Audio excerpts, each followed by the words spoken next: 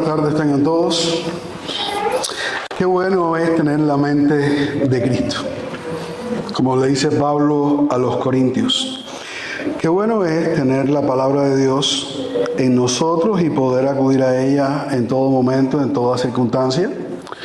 Pero qué bueno es tener al Espíritu Santo, que nos va a recordar siempre todas las cosas, como Jesús le dijo a sus discípulos.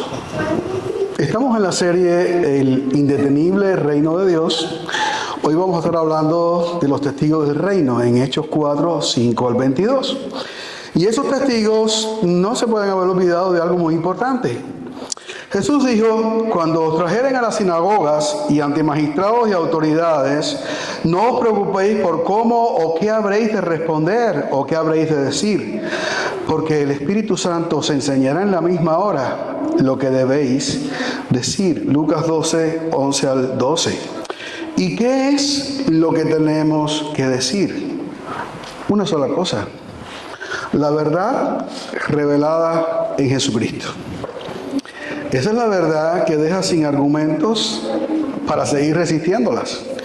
Y cuando esa verdad llega a un corazón endurecido, la opción que queda es matar al mensajero, porque es imposible matar el mensaje. Y eso es lo que vamos a estar viendo en la tarde de hoy. Pedro y Juan están ante el Sanedrín, están ante la máxima autoridad religiosa de Israel, y más aún, están ante el mismo tribunal que había condenado unos días previos a Jesús. Pero ahora la escena es diferente. Jesús no está muerto. Jesús ha resucitado. Y más, Jesús ha ascendido a los cielos y ha sido entronizado a la diestra del Padre. Ha sido declarado Rey del universo. El Espíritu Santo ha sido derramado. Y el nombre que ellos, los fariseos, la gente del Sanedrín, habían pensado eliminar, está produciendo exactamente lo que ellos no pueden controlar e intentaron tal vez evitar: poder, proclamación del nombre de Jesús y salvación para todo aquel que cree. Recapitulando, vayamos un poquito atrás. Un hombre cojo de nacimiento ha sido sanado en el templo en el nombre de Jesús. No es simplemente que ocurrió un milagro, es que el milagro demuestra que el nombre de Jesús sigue teniendo autoridad y el poder de Dios. El sistema religioso que rechazó a Cristo ahora se ve obligado a enfrentar la evidencia de que Dios ha respaldado precisamente a aquel que ellos condenaron. Por eso, ¿qué hacen? Arrestan a los apóstoles, los interrogan e intentan intimidarlos, pero su técnica no funciona. Le sale el tiro por atrás, por la parte de atrás del fusil. No logran silenciarlos. Y se produce la proclamación del evangelio más magistral que se puede hacer delante de los líderes, de los exégetas, de los intérpretes de la ley de la nación de Israel. Y eso nos lleva a afirmar que el reino avanza por medio de testigos que, llenos del Espíritu, proclaman el evangelio sin temor.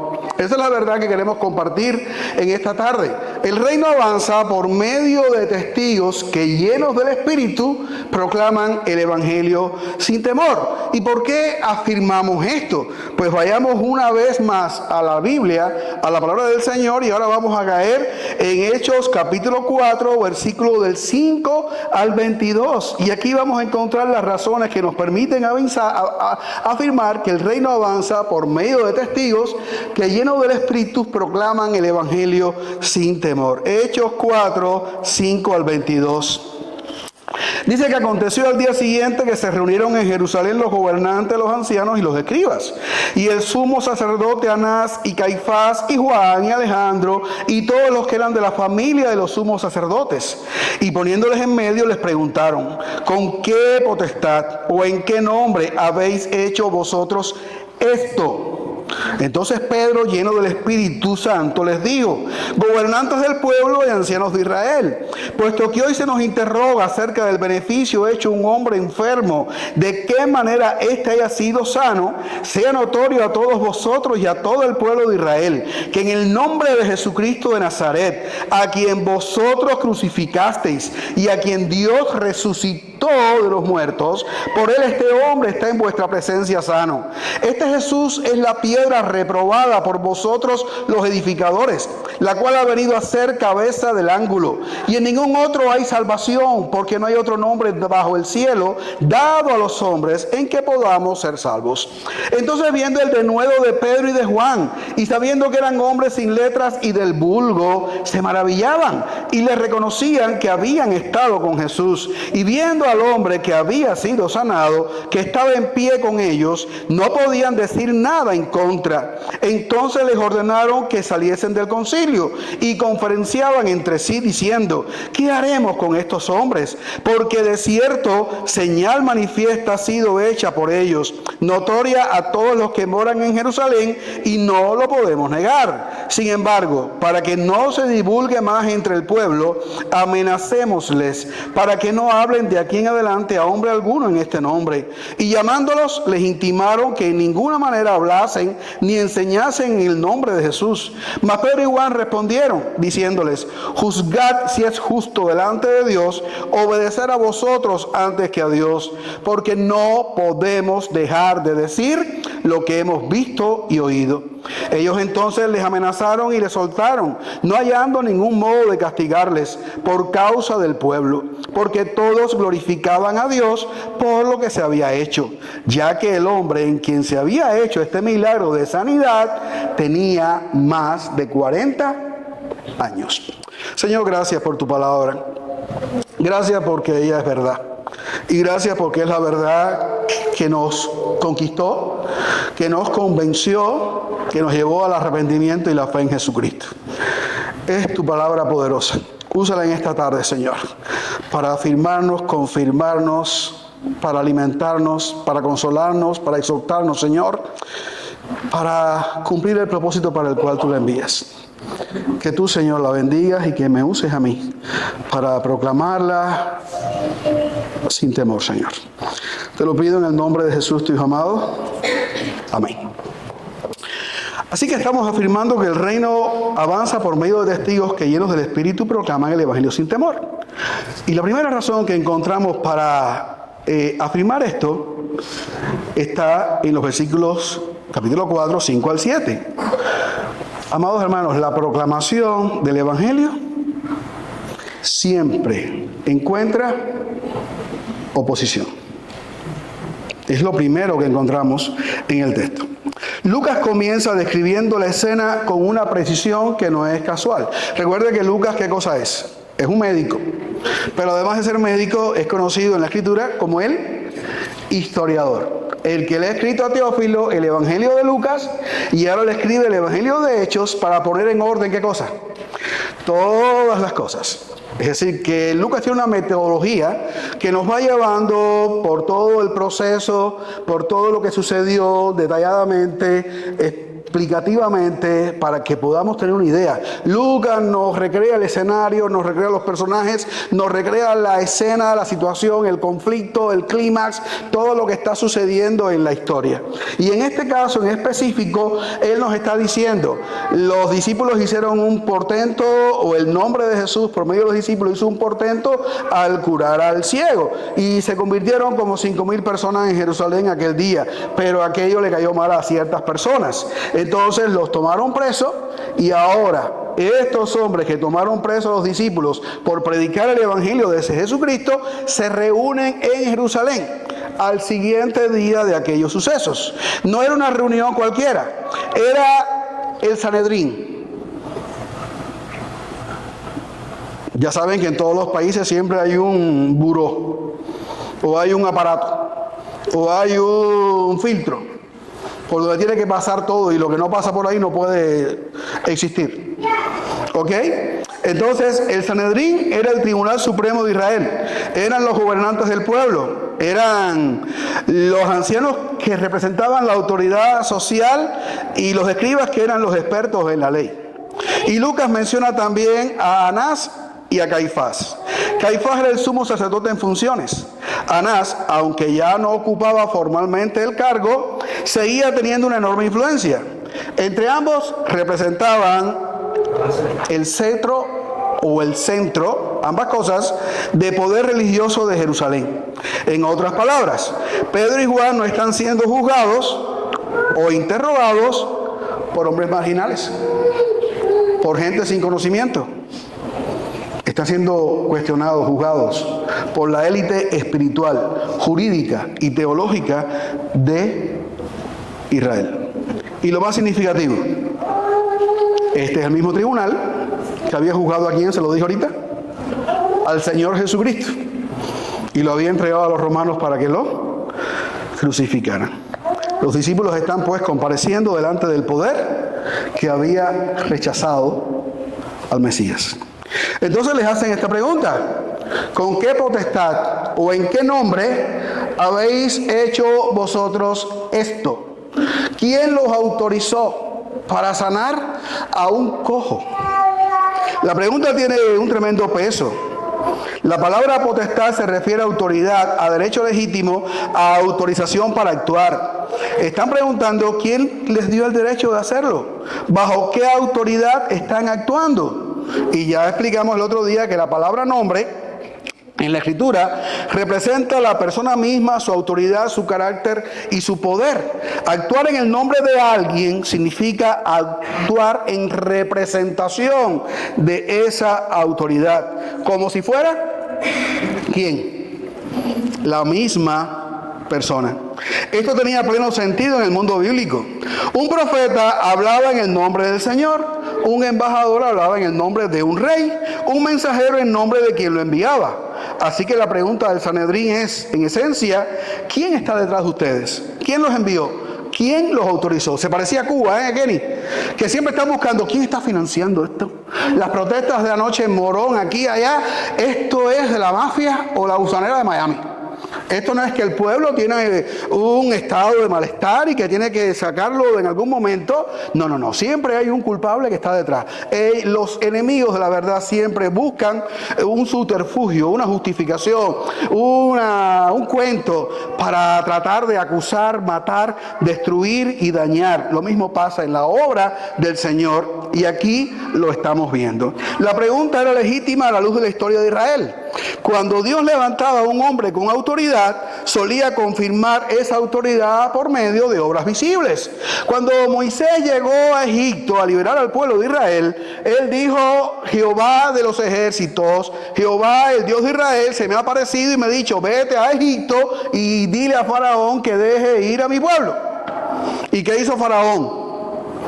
Se hizo el lindo, se hizo el gracioso y dijo: no, estás muy equivocado, son míos, son mis esclavos y no se van a ir. Y entonces, ¿qué hizo Moisés?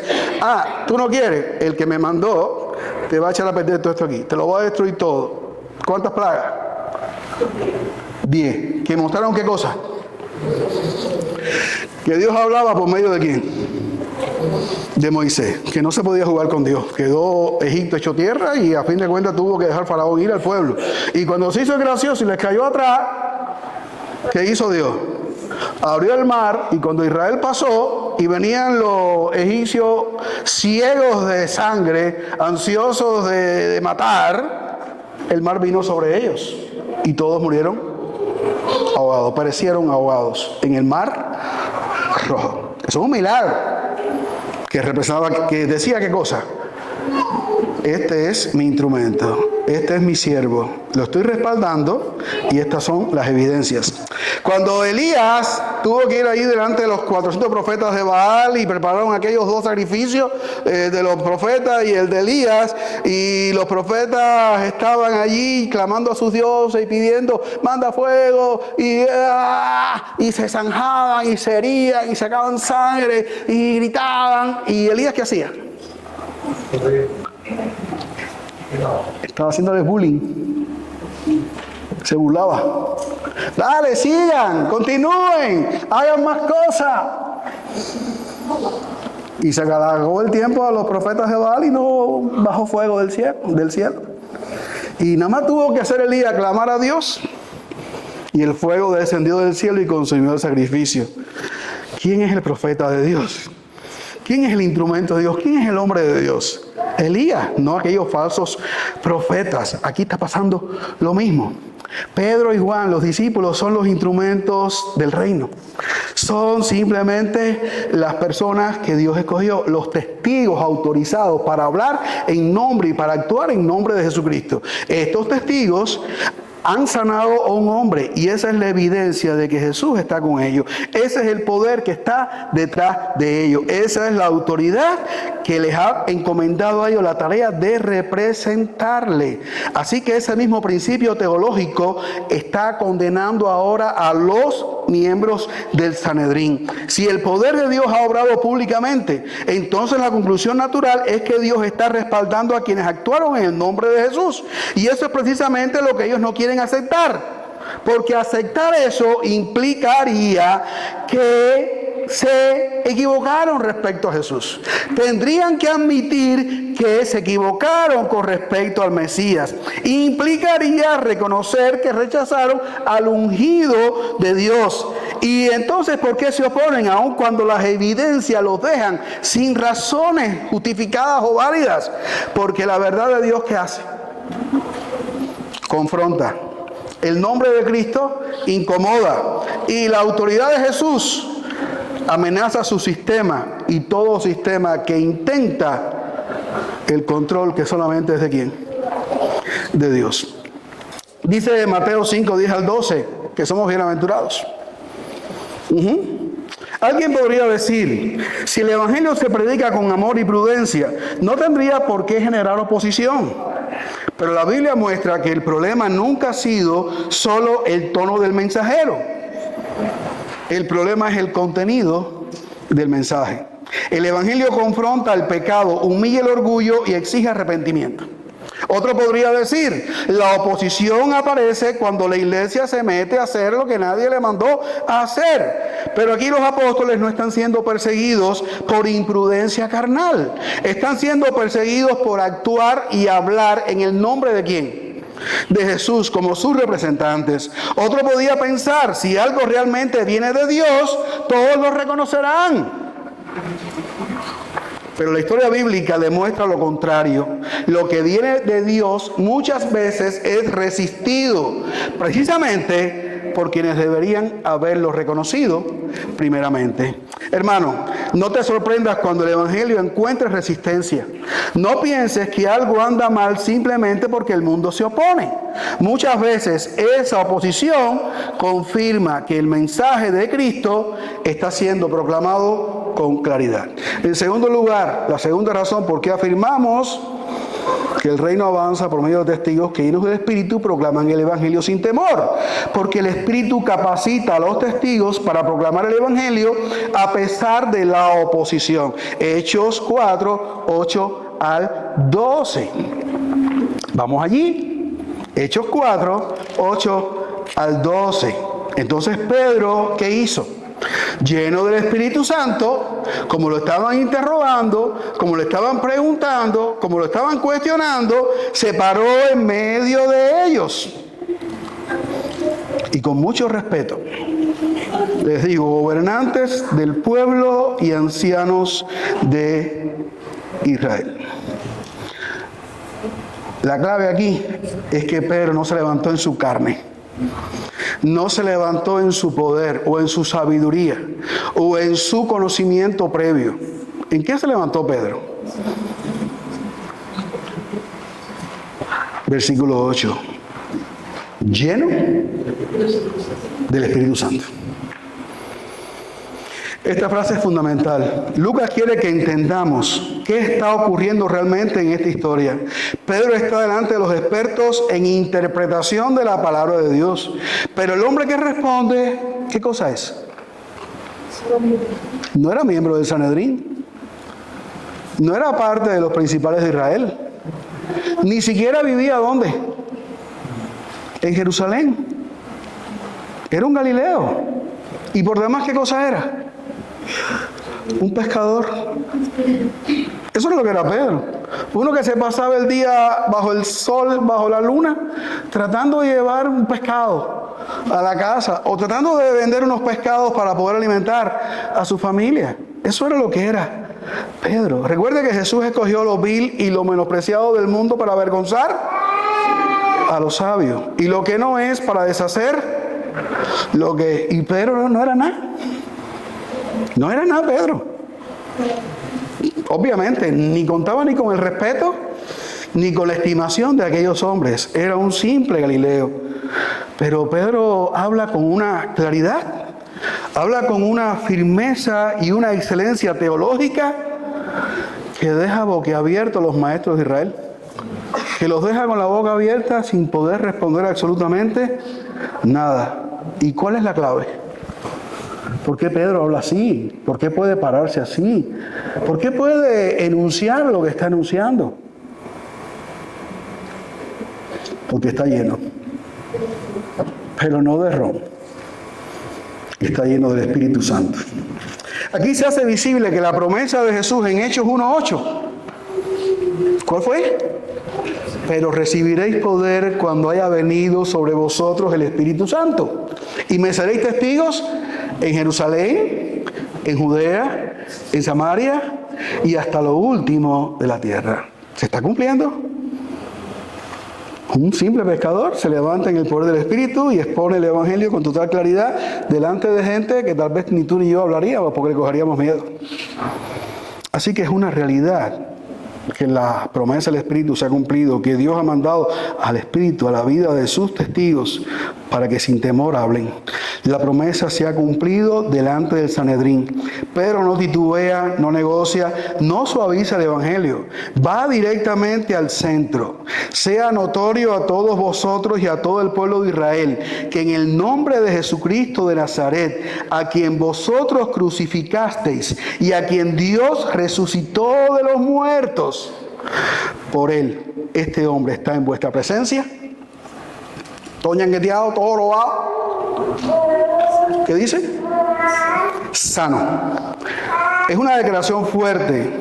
Jesús de Nazaret, el Jesús histórico, el que caminó por estas calles, el que ustedes vieron, al que cuestionaron, del cual se burlaron, a quien escarnecieron, ese Jesús a quien vosotros crucificasteis, ustedes son los culpables de su rechazo.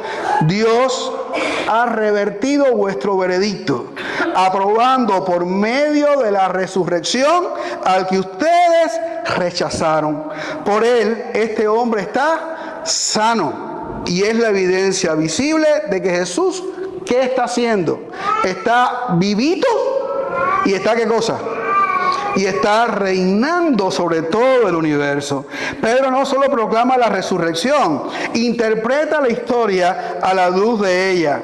Pedro dice algo muy importante. Después que dice primeramente esto, le dice que este Jesús, versículo 11, a quien ustedes crucificaron, es la piedra reprobada por vosotros los edificadores, la cual ha venido a ser cabeza del ángulo. Eso está en el Salmo 118, versículo 22. Es decir, que Jesús está cumpliendo en su muerte y en su resurrección lo que el salmista dijo 900 años antes de que Jesús apareciera en la historia como el Dios encarnado.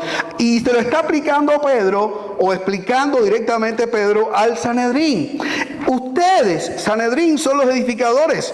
Ustedes son los responsables de la estructura religiosa de Israel. Pero precisamente, ¿ustedes qué han hecho? Ustedes han rechazado a la roca inconmovible de los siglos. Ustedes han rechazado al que es la piedra principal del edificio. Ustedes han rechazado al que es el fundamento de toda la obra de Dios que ustedes dicen realizar. Es decir, el liderazgo que debía reconocer al Mesías, ¿qué fue lo que hizo? Fue el que lo desechó. No están justificados. Una vez más acudo a la venida de los magos buscando a Jesús que había nacido, el rey de los judíos que había nacido. Ellos fueron los que fueron llamados por Herodes. Y cuando Herodes le preguntó dónde dice en la escritura que ha de nacer el Mesías, le dijeron en Belén de Judea. Ellos sabían, ellos conocían la historia, sabían cómo venía el Mesías, cómo tenía que aparecer, lo que iba a hacer, todo lo que se iba a cumplir, pero lo rechazaron con toda conciencia, con toda intención, y hasta el día de hoy lo siguen rechazando.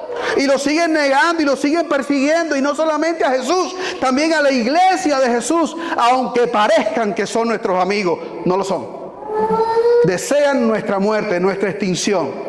Desean que seamos quitados del medio, como mismo lo desearon con Jesús y lo hicieron, y como lo hicieron con sus testigos y los mataron. Lo mismo. La historia se repite. Vivimos en un ambiente de paz, seguridad, vivimos en una nación donde se respetan leyes, pero no significa que aquí seamos amados, que seamos deseados, que seamos queridos. No significa eso. Significa que seguimos siendo, ¿qué cosa? Los que proclaman la verdad y los que hay que callar, perseguir y desaparecer, porque esa verdad no conviene. El rechazo humano no frustró el plan de Dios, ni lo va a frustrar jamás en la vida. La piedra desechada se convirtió en la piedra principal.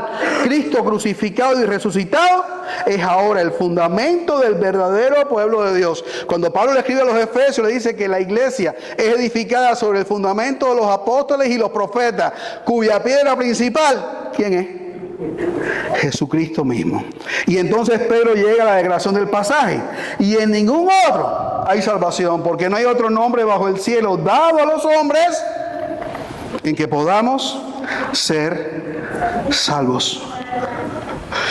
Aquí no hay ambigüedad, aquí no hay medias tintas, aquí no hay varios caminos y el mejor es este. No, aquí no hay esto. Aquí dice Pedro que solo en Él hay salvación. No en rituales, no en naciones, no en herencias, no en moralidad, no en guardar la ley, no en ser más religioso que el más religioso de los hombres. ¿Solo en quién? Solo en Jesús. Y la ironía gloriosa del suceso es que delante de los maestros de Israel, Pedro expone la verdad de Dios con tal claridad que los maestros no pueden responder. El tribunal que debía enseñar al pueblo ahora queda confrontado por el testimonio de un hombre que, lleno del Espíritu, dice la verdad en el poder de Dios. Alguien podría decir: Pedro habló así porque era un hombre excepcional. Pero Lucas deja claro que la clave no es la excepcionalidad natural de Pedro, sino la plenitud del Espíritu. Otro podría decir: lo importante aquí es la valentía personal. No, error. La valentía existe, sí, pero no nace de nosotros. Nace del poder del Espíritu. Otro diría: se puede honrar a Jesús sin afirmar que Él es el único Salvador. Pero Pedro no deja espacio para eso. Honrar verdaderamente a Jesús implica reconocer que no hay salvación en ningún otro nombre, que no hay otro camino. Y Jesús lo dijo: yo soy el camino, la verdad y la vida, y nadie viene al Padre si no es por mí. No es Mahoma, no es Buda, no es Confucio, no es Carlos Mar, no es Fidel Castro, no es el Che, no es el comunismo, no es el dinero, no son los santos, no es la masonería, no es todas las sectas que engañan y embarcan a la gente. Hay un solo nombre. No es ser miembro de una iglesia por más de sana doctrina que sea, si no hay convicción y si no hay nuevo nacimiento, si no hay una incorporación plena al cuerpo de Cristo, que es su pueblo. Un solo nombre, un solo camino, un solo Salvador: Jesucristo. Esteban. Un tiempito después, Esteban también hablará delante de líderes hostiles, y también lo hará lleno del Espíritu Santo. Su sabiduría y su poder no vendrán de formación académica meramente humana. sino del Espíritu que glorifica a Cristo. Así ocurre aquí con Pedro. La promesa de Hechos 1:8, hecho a andar, está dando frutos. Hermano, no pongas tu confianza en tus capacidades, en tu formación o en tu facilidad para hablar, en tu elocuencia. La iglesia necesita fidelidad y dependencia del Espíritu. El mismo Espíritu que capacitó a Pedro es el Espíritu que sigue capacitando a los testigos de Cristo hoy y hasta que Él venga. En tercer lugar, porque el Espíritu, porque ninguna amenaza puede hacer que los testigos de Jesucristo dejen de proclamar el Evangelio. Ninguna amenaza puede hacer que los testigos de Cristo dejen de proclamar el Evangelio. Hechos 4, 13 al 22. A partir del versículo 13, Lucas comienza a mostrar la impotencia del poder religioso. Entonces, viendo el denuedo de Pedro y de Juan y sabiendo que eran hombres sin letras y del vulgo, se maravillaban y les reconocían que habían estado con Jesús. Y viendo al hombre que había sido sanado, que estaba en pie con ellos, no podían decir nada en contra. El Sanedrín ve el denuedo de Pedro y de Juan y reconoce que son hombres sin preparación académica formal. Y sin embargo hablan con una autoridad que el tribunal no puede neutralizar. Entonces Lucas añade ese detallito. Allí estaba ¿quién? La evidencia de que lo que ellos habían dicho era verdad. Que había sido el poder de Jesús quien había sanado al hombre. El tribunal quiere negar el poder del nombre de Jesús, pero la evidencia de ese poder literalmente está de pie delante de ellos. Es un testigo silencioso que destruye el caso del Sanedrín. No pueden decir nada en contra. La evidencia es abrumadora, es aplastante. Entonces, ¿qué hacen? No les dicen váyanse, nos ganaron, tienen la razón. Estamos arrepentidos. Queremos que nos enseñen y nos disipulen para poder ser seguidores de Jesucristo como ustedes, para tener esa claridad, ese poder y esa autoridad con la cual ustedes anuncian el nombre de Jesús. Ellos no dijeron eso. Era lo que se esperaba de los maestros de Israel, que se habían equivocado una vez, pero que ahora podían, ¿qué cosa? Recapacitar, pero no es conveniente recapacitar, no se quiere recapacitar, no conviene recapacitar. Entonces dice aquí, se les ordenaron que saliesen del concilio y conferenciaban entre sí diciendo, ¿qué haremos con estos hombres? Porque de cierto señal manifiesta ha sido hecha por ellos, notoria a todos los que moran en Jerusalén, y no lo podemos negar. Sin embargo, para que no se divulgue más entre el pueblo, amenacémosles para que no hablen de aquí en adelante a hombre alguno en este nombre. Y llamándole les intimaron que en ninguna manera hablasen ni enseñasen en el nombre de Jesús. Así que los líderes no están evaluando si el milagro ocurrió.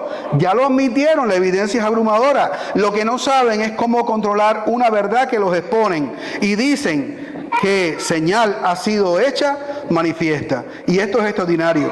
Reconocen la señal y reconocen que todo el mundo en Jerusalén se ha enterado.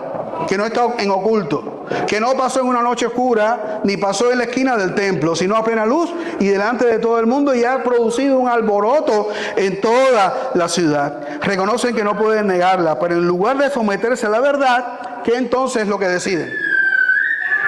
No podemos ir contra la verdad, no podemos negar la verdad, no podemos negar que aquí ha pasado un milagro y que Jesús lo ha hecho, pero sí podemos hacer algo. ¿Qué cosa? Lo que siempre hace. Te amenazamos para que te calles.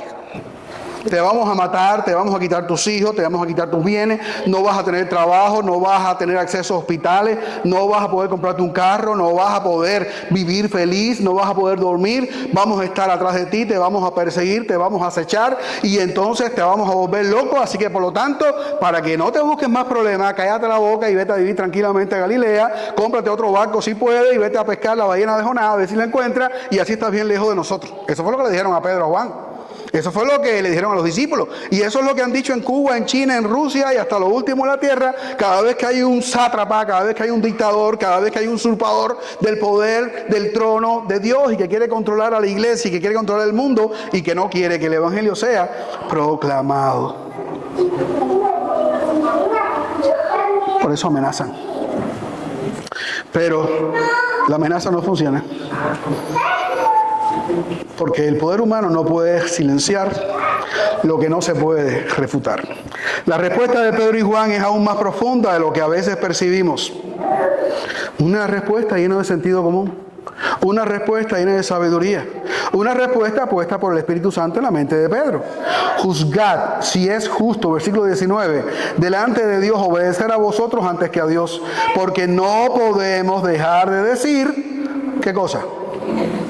Mátame, pero yo no puedo dejar de hablar. Mátame, pero yo no puedo negar las evidencias que yo vi con estos propios ojos. Yo no puedo dejar de ser un testigo, no me está permitido, no tengo libertad para hacerlo. Esta es la respuesta de Pedro. No es que no quiera callar, es que no puedo callar. Pedro está siendo franco. Soy incapaz de callarme. No puedo.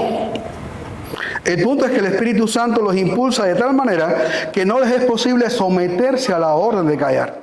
Están tan dominados por la realidad de Cristo resucitado, están tan llenos del Espíritu Santo, están tan sometidos a la autoridad de Dios que no tienen otra opción que seguir proclamando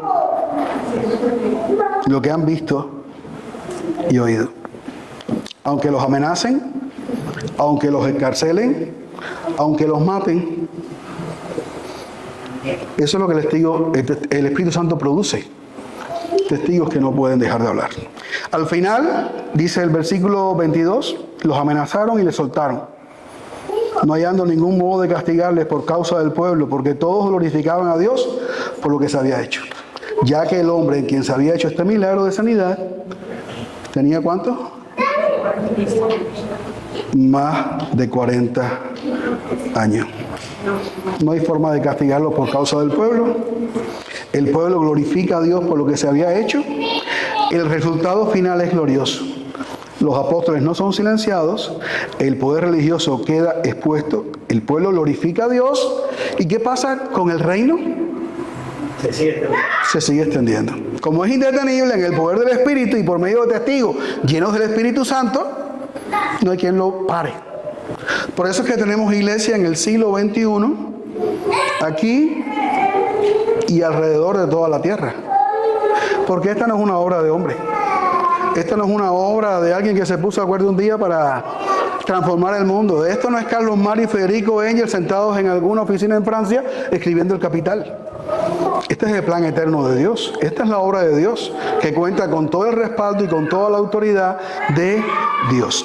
Alguien podría decir, las amenazas del mundo sí pueden detener el testimonio cristiano, pero este pasaje muestra todo lo contrario.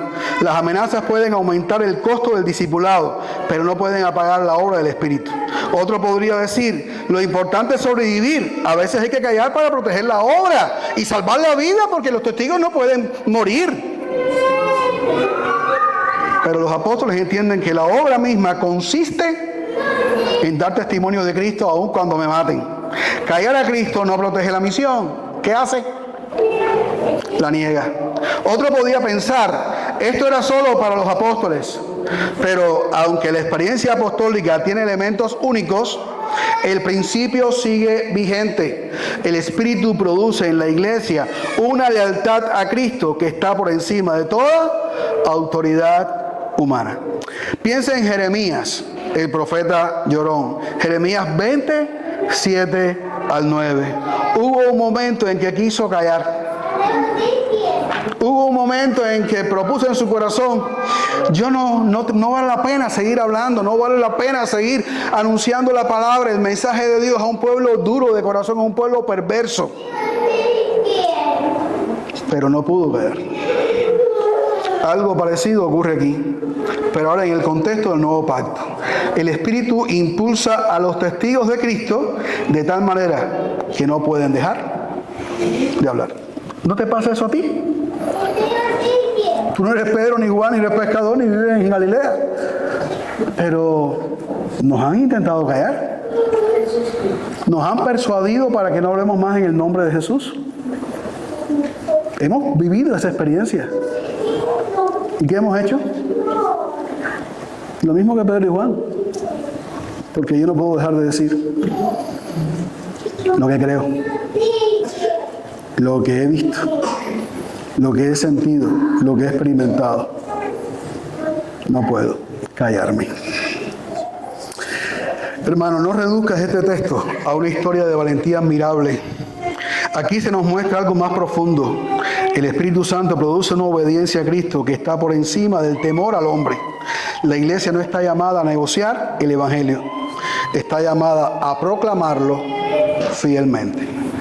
Si te matan a ti, por tu muerte se levantarán 1000 testigos. En el mismo poder, con la misma autoridad, para proclamar el Evangelio. Así ha pasado y seguirá sucediendo. Concluyo. En apariencia, Pedro y Juan estaban siendo juzgados, pero en realidad, ¿a quién Dios estaba juzgando? A los enemigos de Jesús, a los que mataron a Jesús.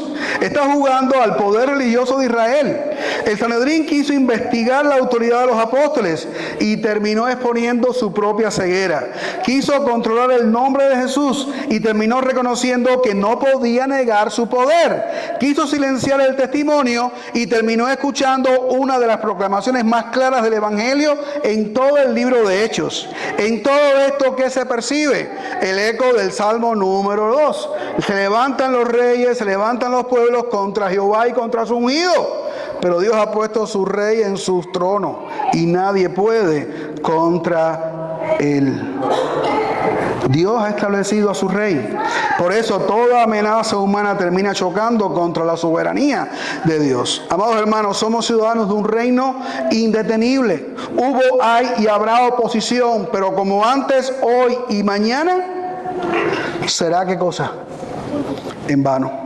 Ningún poder o amenaza lo pueden detener, porque Cristo vive y reina, porque el Espíritu ha sido derramado en su pueblo y porque Dios mismo impulsa a sus testigos a hablar. ¿Se acuerdan de José en Egipto?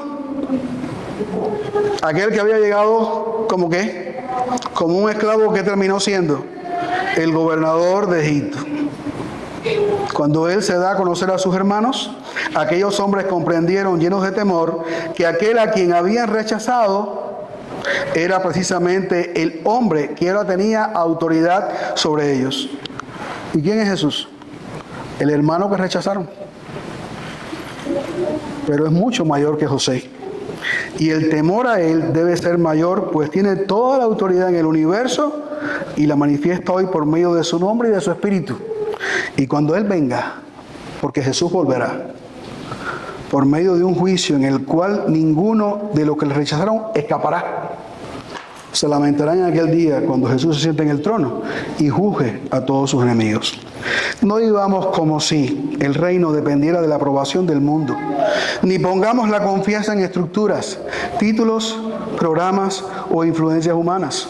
El reino avanza por medio de testigos llenos del Espíritu que no tienen temor de decir la verdad, aunque cueste. Amado amigo, que estás hoy aquí, que me ves por las redes, o ese amigo tuyo que te rebate tus argumentos, el nombre que el mundo intenta silenciar es el único nombre que puede salvarte. Debes arrepentirte y creer en aquel que demostró con su muerte y resurrección que era el Mesías que vino a salvar a todos los que creyeran en él. Para ser salvo no hay otra opción. O te humillas delante de Cristo y te salvas, o dejas que tu ceguera y arrogancia te dominen y te pierdes entonces eternamente como aquellos que condenaron a Jesús y persiguieron a los apóstoles. Recordemos, por medio de testigos que llenos del Espíritu proclaman el Evangelio sin temor, ¿qué es lo que avanza? El reino de Dios. Señor, gracias. Porque tu palabra es verdad y porque es clara, Señor, y porque destruye todo argumento que se levanta contra el conocimiento tuyo, Señor. Gracias porque nos los mostraste por medio de estos hombres simples que pusieron en ridículo a estas autoridades que se creían lo máximo. Tú has hecho así durante toda la historia. Aquí estamos nosotros hoy, Señor. También somos testigos. Que tu Espíritu nos llene para proclamar la verdad sin temor. Te lo pedimos en el nombre de Jesús humildemente. Amén.